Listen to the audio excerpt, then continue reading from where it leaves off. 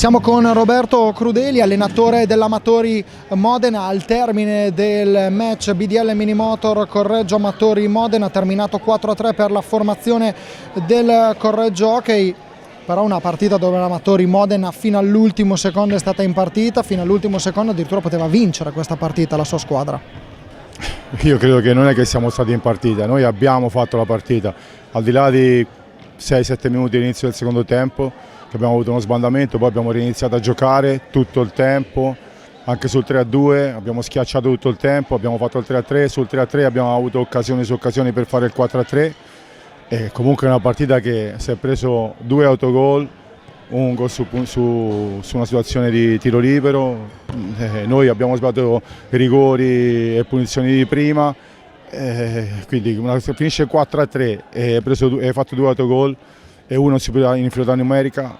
credo ci sia poco da dire, 9 falli contro 6, credo che sia stata una partita, ma ci è capitato spesso ultimamente, col Seregno è stata la solita cosa, abbiamo dominato, noi riusciamo a uscire da questi 3 gol,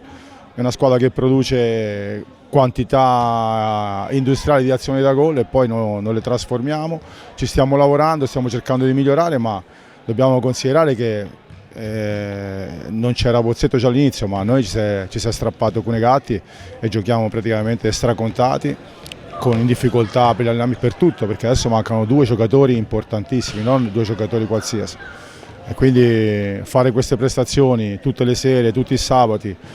e non portare a casa niente veramente è deprimente, perché dispiace per l'attitudine che ci mettono i ragazzi, per l'impegno che ci mettono, quindi ogni tanto un premio ci vorrebbe per il morale, però purtroppo non sta arrivando, ma io ho sempre saputo che il lavoro poi alla fine pagherà, a volte poi può anche succedere di no, ma io credo in questa filosofia, quindi continueremo a lavorare seriamente e duramente come abbiamo fatto fino adesso per cercare di portare risultati. Abbiamo tutte partite importanti, questa era una di quelle, eravamo venuti qui per vincere, non ce l'abbiamo fatta, abbiamo fatto per adesso in campionato, da quando sono io, 2 vittorie e 3 sconfitte, quindi bisogna riaddrizzare un po' la barra. Nel primo tempo avete tenuto a 0 la BDL Minimotor Correggio, nessuna squadra in campionato c'era riuscita, siete stati bravi a gestire bene i vostri possessi, avete concesso non tantissimo alla BDL Minimotor Correggio, che ha faticato davvero tanto a esprimere quello che era il suo gioco nei primi 25 minuti. Mi soffermo, analizzo proprio solamente i primi 25 minuti in questa domanda, però secondo me Amatori Modena ha fatto forse la partita perfetta nel primo tempo. Sì, dispiace, come ti ho detto, che in quei 25 minuti lì dovevamo essere almeno 3-0, sia per il rigore sbagliato, per mille occasioni sbagliate e per aver concesso praticamente, non lo so, forse 2 o 3 cose un po' abbastanza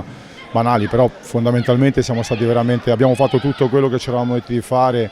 in costruzione, in uscita, nei blocchi, negli ingressi.